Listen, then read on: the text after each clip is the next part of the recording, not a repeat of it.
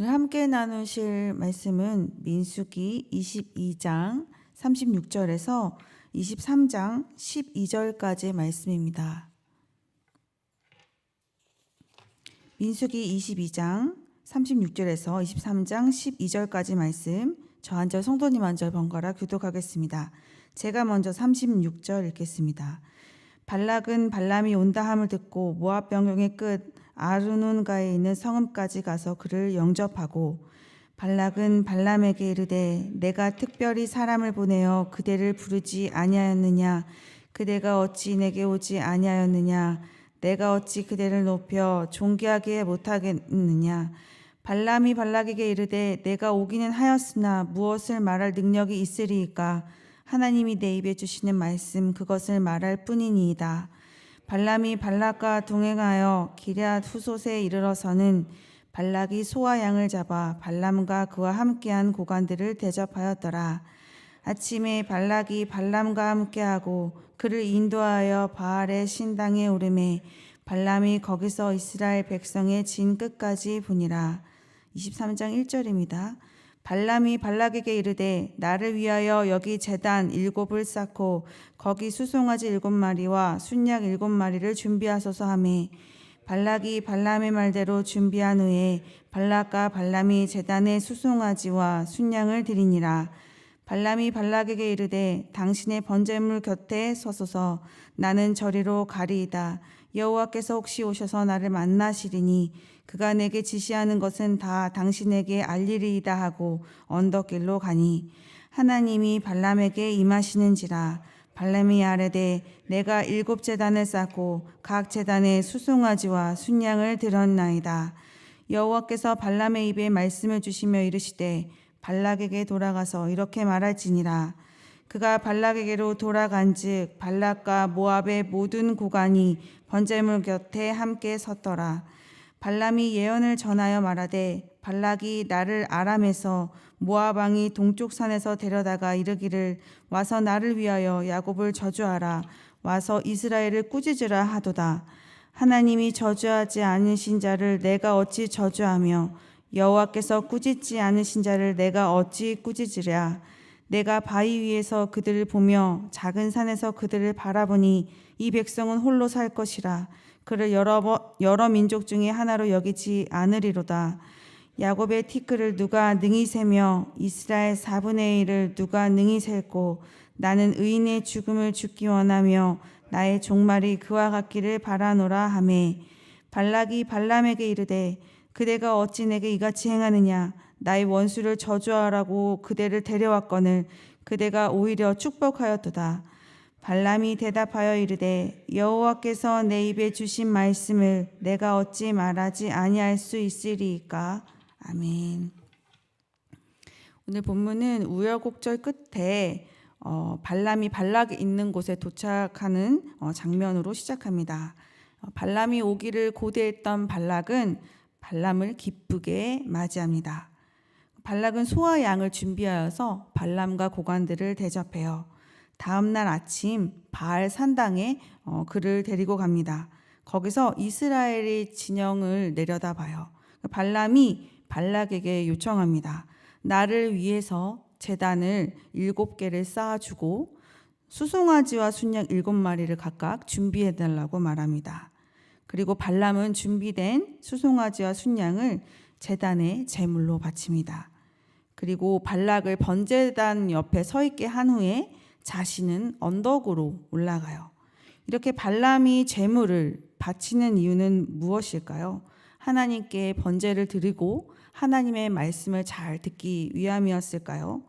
일단 발람이 취한 이 방식은 하나님께 드리는 방식은 아닙니다. 제단 7개를 만들어 또 7마리의 수송아지와 순양을 각각 그 제단에 드리는 것은 이 이방 사람들이 자신의 여러 신에게 드리는 방식을 취하는 것입니다. 그리고 신이 자기를 잘 볼 수 있게 하기 위해서 잘 보이는 언덕에 서 있는 것 또한 이방인들이 신에게 신탁하기 위해서 취했던 방식이죠. 사실 모세도 하나님을 만나기 위해 시내산으로 올라갑니다. 그는 하나님을 인격적으로 만나서 하나님과 대화를 나누기도 했고 하나님의 말씀을 듣기도 하면서 깊은 교제를 나누었습니다. 그러나 지금 발람은 점치듯 하나님을 찾고 있어요. 이러한 방식도 방식이지만 지금 이 시점에 그가 제단을 쌓고 번제물을 하나님께 올려드리는 이 행위가 이 전체적인 그의 행동의 패턴으로 보고 생각해 보았을 때 과연 하나님 앞에 선한 의도를 가지고 한 것인가 우리가 생각해 볼 필요가 있어요. 발람 정말 하나님의 뜻을 알고 싶어서 지금 이렇게 제단을 쌓은 것일까요? 22장에서는 이스라엘 백성들의 그 행보에 겁이 난 발락이 저주를 사주하려고 모압의 귀족들을 발람에게 보낸 장면이 나옵니다. 귀족들이 그 뜻을 전하려고 이 발람에게 도착했을 때 하나님께서는 분명한 음성으로 발람에게 말씀해 주셨어요. 22장 12절 말씀입니다. 하나님이 발람에게 이르시되 너는 그들과 함께 가지도 말고 그 백성을 저주하지도 말라. 그들은 복을 받은 자들이니라. 그래서 발람이 자신을 찾아왔던 귀족을 다시 돌려보냅니다. 그러나 발락은 포기하지 않았어요. 이번에는 더 높은 고관들, 더 많은 사람들을 발락에게 보냅니다. 그리고 발람을 이런 말로 초청합니다. 내가 당신을 높여서 크게 존귀케 할 것입니다. 그러니 나를 위해서 이 이스라엘 백성들 좀 저주해 주십시오. 발람이 대답해요. 22장 18절과 19절입니다. 발람이 발락의 신하들에게 대답하여 이르되 발락이 그 집에 가득한 은금을 내게 줄지라도 내가 능히 여호와 내 하나님의 말씀을 어겨 덜하거나 더하지 못하겠노라. 이렇게 말을 했으면 그 다음에 이제 발락의 고관들을 보내는 장면이 나와야 되는데 19절에 그런즉 이제 너희도 이 밤에 여기서 유숙하라. 여호와께서 내게 무슨 말씀을 더하실는지 알아보리라. 말로는 하나님의 뜻대로 해야 한다고 하면서 하나님의 뜻을 다시 여쭤보겠다고 합니다. 확실하게 표현하신 그 하나님의 뜻을 알아듣기도 했는데 그것을 다시 여쭤본다는 것은 이 발람 안에 하나님의 뜻과는 다른 그의 의도가 숨겨져 있다는 것을 보여주는 장면이죠. 그렇게 확실하게 결정되었던 하나님의 뜻을 다시 여쭤보던 그의 모습은 지금 여기 바알 산당에서도 이어지고 있는 것입니다. 그가 준비한 그 번제는 하나님의 온전하신 뜻을 알기 위함이라기보다는 자신의 뜻을 이루기 위한 그 숨겨져 있는 수단이었을 뿐입니다. 좀 더 나아가면 오히려 하나님이 그 완고하신 뜻을 어떻게 하면 바꿀 수 있을까라는 그의 생각이 담겨져 있는 것이기도 합니다. 노골적이지 않았을 뿐 그는 계속 그러한 방향으로 나아가고 있었어요. 그럼에도 불구하고 하나님께서는 발람에게 임하셨습니다. 23장 4절 말씀입니다. 하나님이 발람에게 임하시는지라 발람이 아뢰되 내가 7 제단을 쌓고 각 제단에 수송아지와 순양을 드렸나이다. 하나님, 제가 7 제단을 쌓고 7마리의 수송아지와 순양도 지금 하나님께 드렸습니다. 이런 고백을 해요. 자기 자신에게 임재하신 하나님 앞에서 자기가 하나님을 만나기 위해 어떤 노력을 했는지 자기의 공로를 지금 강조하고 있습니다. 그러나 하나님께서는 발람에게 신탁의 말씀을 주실 뿐이었습니다. 하나님께서 발람에게 이스라엘을 저주하지 말라고 말씀하셨어요. 그리고 그것을 발락에게 돌아가서 분명하게 전하라고 말씀하셨죠. 8절에서 10절 말씀입니다. 하나님이 저주하지 않은 자를 내가 어찌 저주하며 여호와께서 꾸짖지 않으신 자를 내가 어찌 꾸짖으랴. 내가 바위 위에서 그들을 보며 작은 산에서 그들을 바라보니 이 백성은 홀로 살 것이라. 그를 여러 민족 중에 하나로 여기지 않으리로다. 야곱의 티끌을 누가 능히 세며 이스라엘 4분의 1을 누가 능히 셀고 나는 의인의 죽음을 죽기 원하며 나의 종말이 그와 같기를 바라노라 하매. 발람이 이제 발락에게 이 말을 전한 거예요. 이 말을 들은 발락은 조금 화가 났어요. 내가 당신을 저주하라고 데리고 왔는데 오히려 축복을 하다니 지금 뭐 하는 것입니까? 발람이 대답해요. 하나님께서 내 입에 주신 말씀을 내가 어찌 말하지 않을 수 있겠습니까? 이 대답을 보면 발람은 정말 하나님의 뜻을 잘 따르는 것처럼 보여요. 그럴 수 있을 것 같아요. 그러나 발람이 지금 하나님께서 말씀하신 것에 대해서 거역할 수 없었던 이유는 따로 있었습니다. 이 전장에서, 이 전 구절에서 이 발람이 나귀를 타고 가다가 하나님의 천사에 의해서 죽임을 당할 뻔한 일이 있었어요. 나귀가 하나님의 천사를 보지 못했더라면 발람은 길을 가다가 죽임을 당했을 것입니다. 이 사실을 안 발람이 자기가 하나님 앞에 범죄하였음을 고백해요. 그리고 이렇게 말해요. 기뻐하시지 않으면 제가 그 길을 떠나지 않겠다. 그때 하나님께서 분명한 말씀으로 이 발람에게 말씀해 주셨습니다. 22장 35절 말씀입니다. 여호와의 사자가 발람에게 이르되 그 사람들과 함께 가라. 내가 내게 이르는 말만 말할지니라. 하나님께서 가는 것을 허락하셨어요. 그러나 어떤 말도 하지 말고 내가 너에게 준 그 말만 분명하게 전하라 라고 명령하셨죠. 이 목숨의 위협을 느끼는 상황에서 지금 각인된 일인 것입니다. 발람의 입에서 하나님께서 주신 말씀을 전한다는 것은 어떤 하나님에 대한 존경과 사랑으로 인한 그러한 것들이 아니라 이러한 상황에서 비롯된 것이었다는 것이죠. 오늘 본문에서 발락은 이스라엘 백성들 저주하기를 포기하지 않았습니다. 발람도 혹시나 행여나 하나님께서 허락해 주시지 않을까라는 생각을 가지고 그 또한 끊임없이 하나님의 뜻이 바뀌지는 않는지 묻는 그 행위를 포기하지 않았습니다. 이스라엘 백성들 모르게 이 백성들을 향한 저주가 끊임없이 진행되는 것처럼 보였죠. 그러나 하나님께서는 자기의 백성을 끝까지 보호하시고 결국 그 백성을 저주하는 원수의 입에서 저주가 아닌 축복이 나오게 하셨습니다. 지금도 우리를 사랑하시며 보살피시는 그 하나님께서는 끝까지 우리를 지켜보시고 보호해 주시는 분이십니다. 우리가 어려운 상황 속에 있다 할지라도 그것으로 인해 우리가 두려움을 느낀다 할지라도 우리의 원수의 입에서 이 축복을 나오게 하시는 하나님을 신뢰하면서 평안을 누리는 우리가 되기를 원합니다. 하나님은 이런 분이시지만 오늘 우리는 발람의 모습 속에서 지금 안타까운 부분들을 살펴보았죠. 그는 겉으로는 하나님을 경외하고 믿는 것 같은 모습을 보여주었지만 실제로는 그렇게 하지 않았습니다. 말로는 기뻐하시지 않으시면 가지 않겠다고 했지만 하나님의 뜻보다 자신의 뜻에 하나님을 설득시키려는 그 노력을 아끼지 않았어요. 그런 것을 보면 하나님의 뜻을 알고 그 뜻의 기쁨으로 즉각적으로 순종하는 그 삶이 얼마나 귀한 것인지를 우리로 하여금 생각해 보게 합니다. 하나님의 뜻을 깨닫는 우리가 되기를 원합니다. 그리고 하나님의 뜻과 모든 계획이 나의 삶의 방향과 일치가 되는 그 은혜가 우리 가운데 있기를 소망합니다.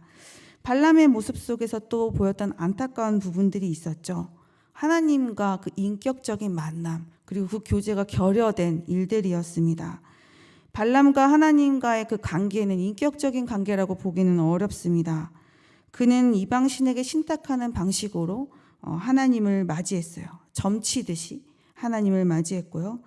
그 여러 개의 제단을 쌓고 또 여러 개의 희생을 드리고 또 신이 잘 볼 수 있도록 눈에 띄는 곳에 서 있는 그런 행위는 어쩌다 혹시 만나 주실지도 모른다 라고 생각하고 있는 그 신에 대한 불신으로 가득한 행위를 보여주고 있어요.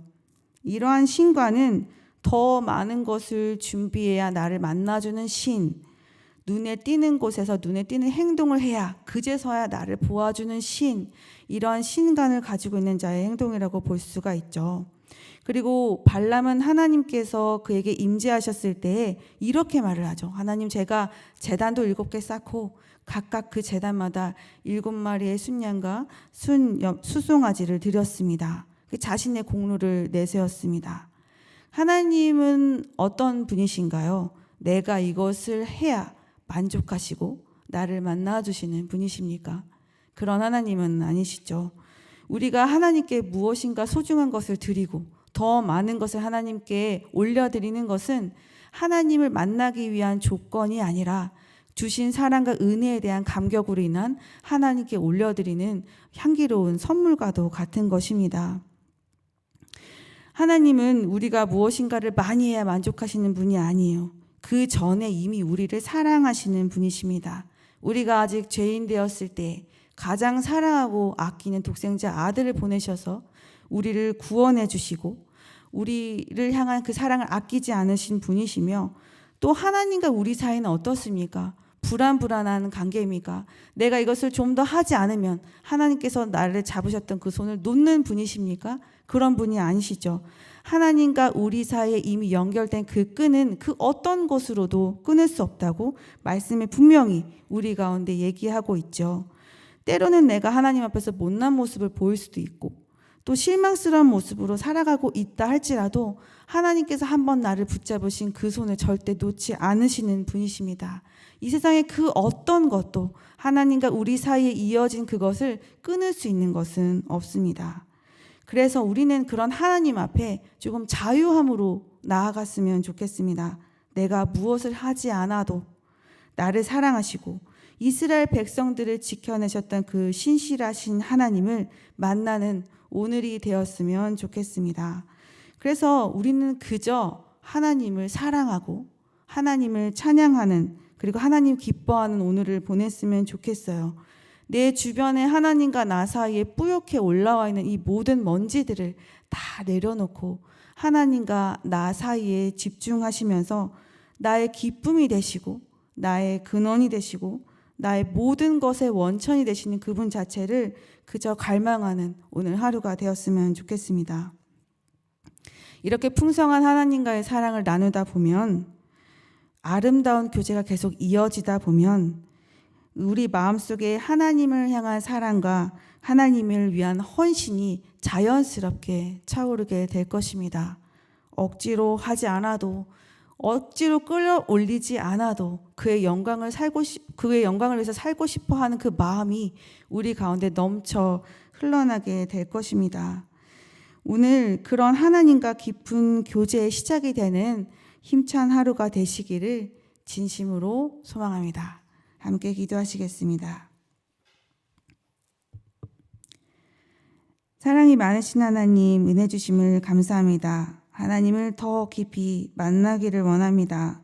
하나님 안에서 자유함으로 살아가기를 원합니다. 달콤한 하나님의 말씀을 전적으로 깨닫게 하시고 주님과 깊은 교제가 있게 하시며 주의 뜻과 나의 뜻이 일치가 되는 은혜가 있게 하여 주시옵소서. 오늘 하루의 주심을 감사드립니다. 주님 사랑하고 기뻐하는 하루가 되게 하여 주시옵소서. 감사드리며 예수님의 이름으로 기도드렸습니다. 아멘. 두 가지 기도 제목으로 기도하신 후에 개인 기도로 나아가겠습니다.